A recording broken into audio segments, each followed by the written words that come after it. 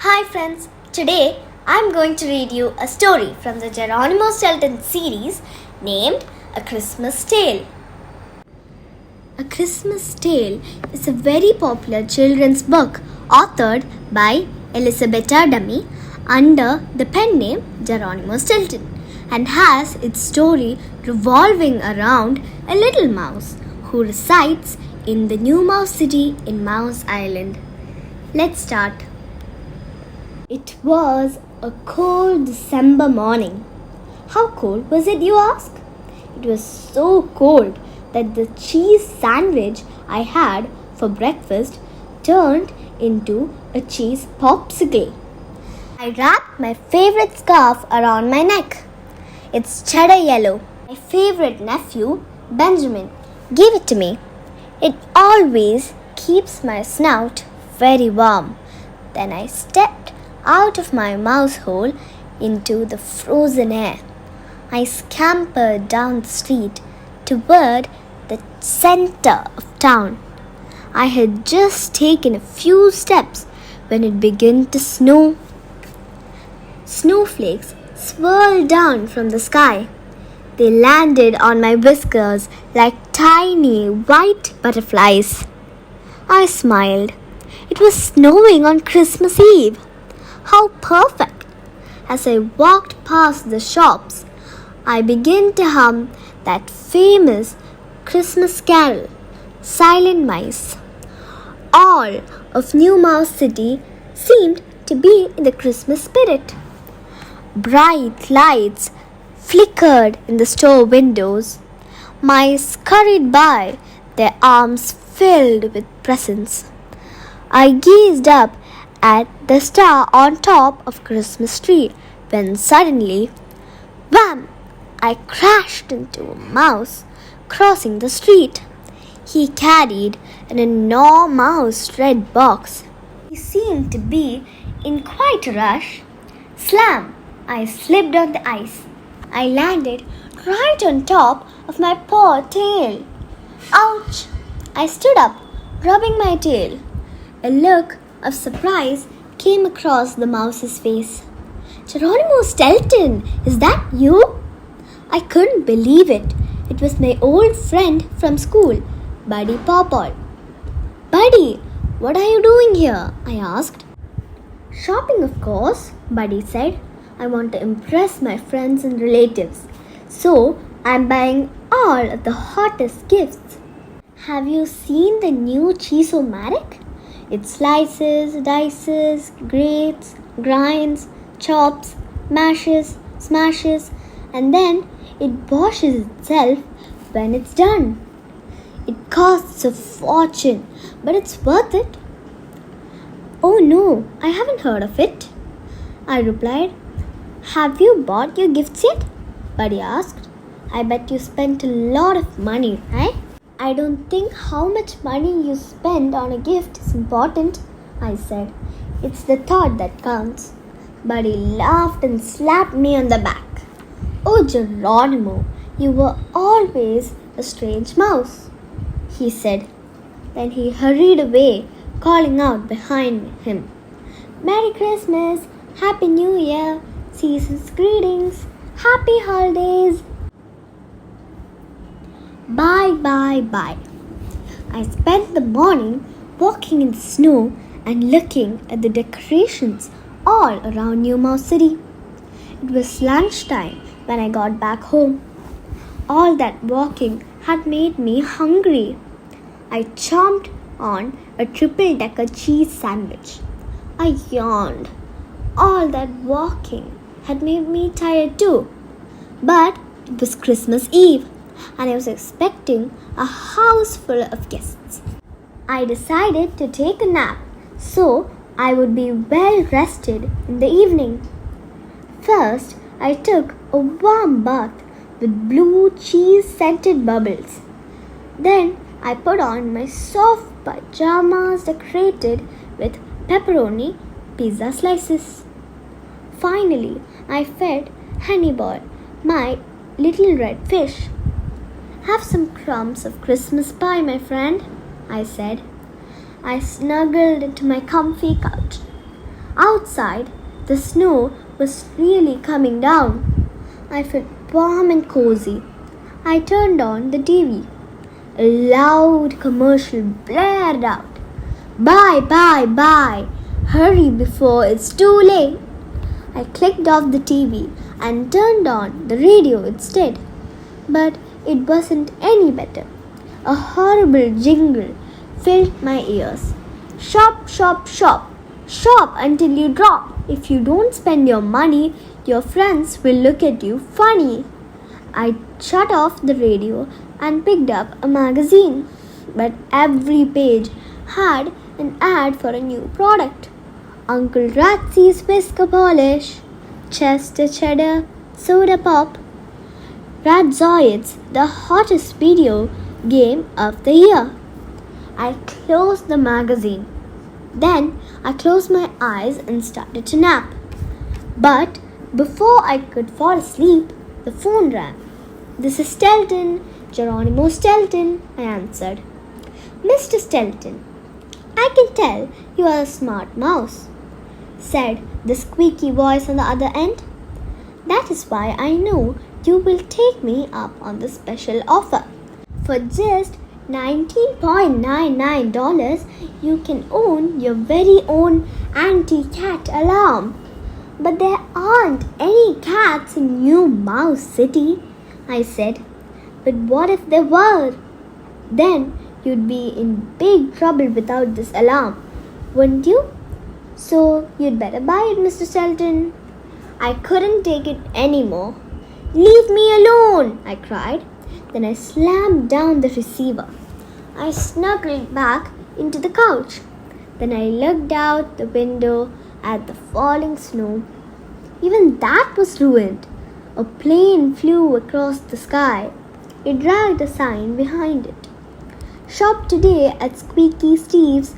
Hurry up, it's Christmas Eve. The telephone rang again. I grabbed the phone. Stop calling me. I don't want to buy anything. Leave me alone. On the other end, a tiny voice squeaked in surprise. Uncle Geronimo, are you all right? I don't want to be alone. It was my nephew Benjamin. I cheered up right away. I love Benjamin. He is the sweetest little mouselet in the whole world. I'm all right, Benjamin, I answered. I can't wait to see you tonight for Christmas Eve. But that's why I'm calling, Benjamin said. I wanted to wish you a Merry Christmas before I leave with Aunt Thea. I could not believe my ears. Leaving? I asked. Aren't you going to spend Christmas here with me like you do every year? I heard my sister's voice next. We are going on a cruise to a tropical island. I'm not inviting you because you always get seasick. See ya, big brother. I hung up the phone and frowned. Yes, I do get seasick. But I couldn't believe my sister would leave me on Christmas. And to take Benjamin with her too. It was downright cruel. I called my cousin Trap next to make sure he was still coming. He told me he was going to San Mauricio to take a cooking class. I sighed. Sounds like fun, Trap, I said. Have a nice trip. Was I really going to be alone on Christmas? I called the rest of my family to see what they were doing. My grandfather, William Shortpath, was packing up his cheese-colored camper. He was going on a cheese-tasting tour in Cheddarton with his cook, Tina Spicytail. My dear Aunt Sweetfur was going to a concert in Mouseport. I understood. She adores the great classical composer Mozart. I called every relative I could think of, even Uncle Samuel S. Stinky Stout. He never says no to a free meal, but even he said he was busy. I tried not to panic. My family was away, but I still had my friends, didn't I? I did not. I called all of my friends from the rodent cassette, but they were all busy. Pinky Pick, my assistant editor, was going to Fuzzy Fuzzbon concert. Creamy Cheddar, my right-hand mouse, was going skiing on Slippery Slopes Glacier. Mousella MacMouser, Merenguta Ginger Mouse, Zapola Zap, Blasco Tabasco, and Larry Keys were going to an art show in Mouseford Beach. You will not believe who I called next. I phoned Creepella von Clackfer, the spooky rodent who wants to marry me. But she was going to visit her creepy family in the Valley of the Vain Vampires. It was true. I was going to spend Christmas all alone. I was so sad that I began to cry. Salty tears soaked my whiskers. I don't want to be alone, I wailed. What kind of Christmas will I have without my friends and family? I hugged Hannibal's fishbowl. You're the only one who loves me, Hannibal, I sobbed. It would have been such a nice Christmas. I looked around my apartment. Tiny paper hearts decorated the tree. The table was set with place cards. Everything looked so beautiful, but it only made me sadder. My friends and family would have liked the decorations so much, but now they would never see them. I looked at the gifts under the tree. I had made them with my own paws. A paperweight for my grandfather, William Shortpaws. A photo frame for my Aunt Sweetfur. Chocolate sweets for Trap. Sweet-smelling sachets for tea. And for Benjamin, a letter that told him how much I loved him. Thinking of Benjamin made me sad again. I looked at the table where I had set up a Christmas game. Mouse O Mania. I loved Hannibal, but I can't play board games with him. If only my friends and family were coming. We would have had so much fun, I said, drying my tears. It would have been such a nice Christmas. Steltard, Geronimo Stilton. I could not bear to look at the presents and decorations. I put on my winter coat again and went outside. Heavy snow fell from the sky. It reminded me of parmesan flakes shaking down on pasta. I had not gone far when I bumped into a figure wrapped in scarves. Thin scarves, long scarves, wide scarves, heavy scarves, you name it. This rodent looked like a scarf mummy. Steltard, Geronimo Stilton, the strange figure mumbled. Then I knew who it was. Mrs. Rattles, the sweet old lady who lives in the apartment above mine. I could tell by the way she talked that she had a bad cold. Mrs. Rattles, you should be inside on a day like this, I said. Let me take you home. I love Mrs. Rattles. Before I go to work, I always bring her a hunk of cheese. And I always make sure she gets a free copy of the Rodents Gazette. It is in large print because she has poor eyesight. Mrs. Rattles began to sob under her scarves. Dear Geronimo, I don't find Doonflower. It was hard to understand Mrs. Rattles through her stuffy snout. But I knew what she meant. You can't find Moonflower, your nightingale? I asked. She nodded. My poor Doonflower flew out the window. Where could he be? What a sad night I will have all by myself. You will not be alone tonight, Mrs. Rattles, I said quickly. Come to my place at 7. We will have a wonderful Christmas together. I told Mrs. Rattles that I would look for Moonflower. I took her up to her apartment. Then I went back out. It was so cold. I began to wish I had borrowed some scarves from Mrs. Rattler's. Soon, icicles hung from my whiskers.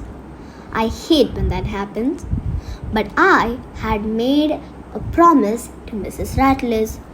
I walked up and down the streets of New Mouse City looking for her bird. Moonflower! But I could not find the nightingale anywhere. Ratina's dream comes true. I kept walking. The snow kept falling. It was very cold. I hummed a Christmas tune to keep warm. Rudolph the red-nosed rodent. But it didn't help. Soon I felt an icicle hanging from my snout. I hate when that happens. I walked past the biggest toy store in the city. That is when I noticed a woman holding the paw of a tiny blonde mouse. They were both staring at the store window. Look, Mommy, the little girl said. That is the teddy bear I always dreamed of. Curious, I stepped closer to the window. A sweet-looking stuffed bear sat on a pillow in the store display. Around its neck was a big yellow bow, the color of smooth American cheese. I got a warm feeling inside. It was a feeling so warm that it melted the icicle on my snout. I quickly ran into the store. The sales mouse recognized me right away. Mr. Stilton, how may I help you? I'd like to buy that teddy bear in the window, please, he said. Minutes later, I rushed out of the store. I walked up to the mommy mouse and her daughter. I took off my cap and bowl. May I introduce myself? I asked. My name is Stilton, Geronimo Stilton. The mommy mouse turned red. Geronimo Stilton? The famous newspaper mouse? She said. It's an honor to meet you. I looked at the little mouselets. I would like to give this teddy bear to your daughter as a gift, I said. Would that be all right? The woman's eyes got teary. That is too much, she said. I smiled. It is not too much if it will make your daughter's dream come true. I gave the teddy bear to the cute little mouselet. You are so kind, Mr. Stilton, said the woman. Ratina, thank Mr. Stilton. Ratina squeaked with delight and hugged the stuffed bear. Thank you, thank you, thank you, she cried. Then she turned to her mother. Are we going home? Her mother sighed. There is no hurry, we're all alone. No one is waiting for us there. I had an idea. Allow me to invite you to my home for Christmas, I said. Come to 8 Mouseford Lane at 7 o'clock. I will make a meal that is whisker-licking good. We will have a wonderful Christmas together. Give me your money. I decided to head back home. The snow was almost up to my knees. I could feel an icicle hanging from each of my ears. I hate when that happens. I took a shortcut through the park. Moonflower, I called out. Suddenly, I heard a yell behind me. Hey you, stop right there. I turned and saw a dark shadow. Give me your money, the mysterious rodent shouted. Normally I would have been afraid, but it was Christmas Eve. I wanted to help this mouse. Don't you know it's Christmas Eve? I said softly. Give me your money, the mouse said again, but this time his voice was shaking. Then I heard him sob. I walked up to him. Are you all right? May I help you? I asked. Now I could see the mouse in the light of the street lamp. He was short and skinny with a sad look in his eyes. I am so sorry, he said in a soft voice. I've never done this before, but I didn't know what else to do. If I told you, you'd understand, I promise. But you don't want to listen to me, I'm sure. I put my paw on his shoulder. I would be so happy to listen to you, I said. Come to my house tonight. We can talk over a slice of nice ripe cheese. Then another voice rang through the night. "What is going on here?" Police Mouse asked us. "Everything is fine, officer," I said.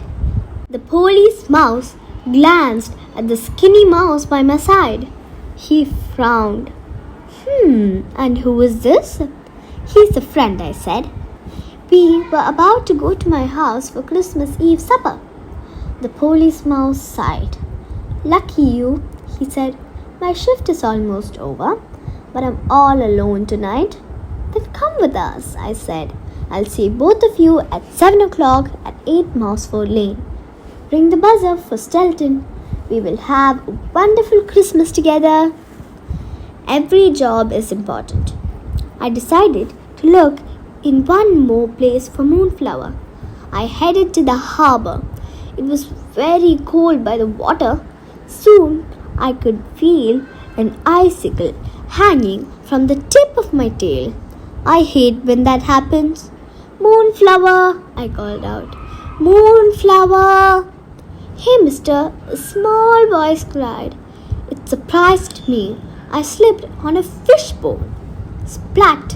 I landed inside a barrel of rotten fish. I climbed out of the slippery barrel. Sardine bones stuck to my fur. A stinky lobster sat on top of my head.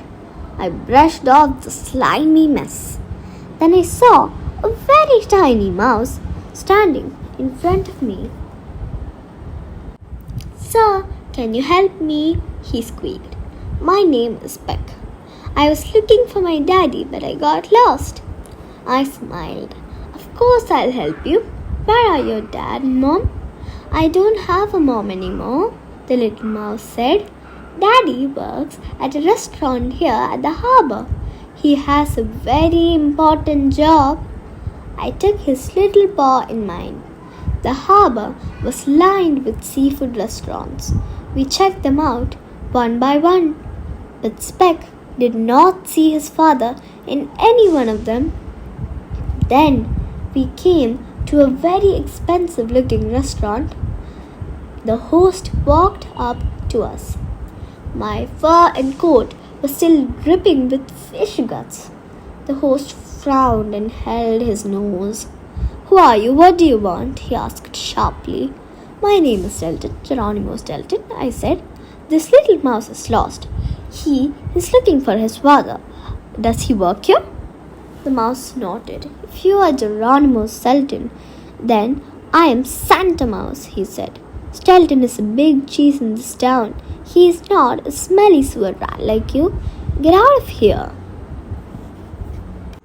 I started to protest, but then Speck ran towards the restaurant's kitchen. "Daddy, Daddy!" he cried. A rodent wearing a cook's apron came out. He hugged the little mouse. "Is everything okay, Speck?" he asked. The snooty host sniffed. "This is a restaurant, not a daycare center," he said. He glared at the cook. "You are fired. That will teach you to waste time instead of working." Then one of the waiters ran over to the host. The waiter pointed at me and whispered something in the host's ear. The host turned as pale as a piece of mozzarella. "Are you sure?" he asked the waiter. The waiter nodded. I saw drops of sweat form on the host's whiskers. "Mr. Stilton, I had no idea it was really you," he said. "Please allow me to serve you dinner, Mr. Stilton. We would be proud to serve such a famous rodent as yourself, Mr. Stilton." "I will not stay here another second," I said angrily. I turned to Speck's father. "Come with me. I will help you get another job where you will be treated with more respect." We left with our heads held high. Speck looked up at me as we walked down the street. "Daddy is a cook. That is a very important job, isn't it?" "Of course it is," I replied. "Every job is important. It takes all kinds of mice to make the world go round." And what job could be more important than feeding hungry mice? Then I shook his father's paw. Come to my home at 8 Marsford Lane at 7 o'clock tonight. We will have a wonderful Christmas together. I hurried home. My heart felt as light as a cheese puff. I was not going to be alone on Christmas. Still, I had to find Moonflower. I called out the nightingale's name all the way home, but I didn't see him anywhere. I reached the front of my building, feeling sad. What was I going to tell Mrs. Rattles? Then I heard a little chip. It was coming from the mailbox. There, trembling from the cold, was Moonflower. I bundled him under my jacket and ran upstairs to find Mrs. Rattles. Moonflower, she cried out. I left them both and walked downstairs to my apartment. I reached for the doorknob, but the door was open. I carefully stepped inside. It was dark. Not a single light was on. What was going on? A wonderful Christmas together. The lights suddenly came on. All of my friends and family were there. They began to sing. Outside it is snowing, but inside we are glowing. Christmas is here, and what we hold dear is the gift we can't get enough of. The greatest gift of all, the gift of love. I was shocked, but I thought you were all going away, I said. Of course not, they said. We just wanted to surprise you. Christmas wouldn't be Christmas without you, Jerrykins. We love spending the holiday with all our family and friends, said Aunt Sweetfur. And it's free, added Uncle Samuel Stingyfur. Benjamin ran up and hugged me. I love you, Uncle Geronimo. This is going to be the best Christmas ever. Soon all of the new friends I had met that day arrived. We all sat around the table. Trap stood up and clinked a glass with his spoon. Speech, speech, he cried. I cleared my throat. My whiskers are fluttering with happiness. I began. It is very wonderful to be with all of my loved ones this year. And now I have many new friends too. I am a very lucky mouse. I wiped a tear from my eye. Trap rubbed his tummy. That's very moving, Geronimo. Now let's eat, he shouted. I ran into the kitchen. I came back carrying a Christmas feast. I had made a Swiss cheese pie, a big salad with blue cheese chunks, cheddar cheese soup, and a small Christmas tree made of cream cheese. Everyone licked their whiskers. Hooray for Geronimo, they cheered. I smiled. It was exactly how I dreamed my Christmas would be. After dinner, Benjamin and I cleared the table. I looked out the window. The snow had stopped falling.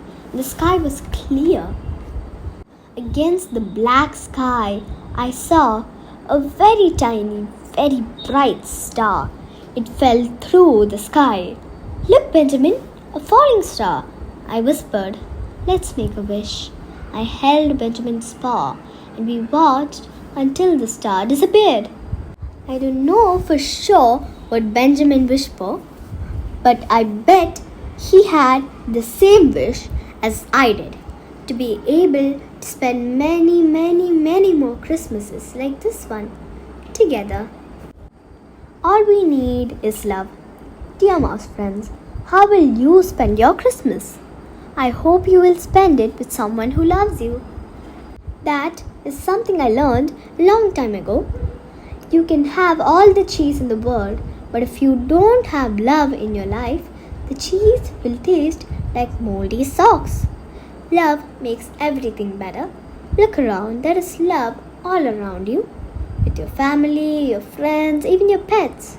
Imagine if everyone spread this love all around the world. Then it would be Christmas every day. The end. Thanks for listening. Bye bye.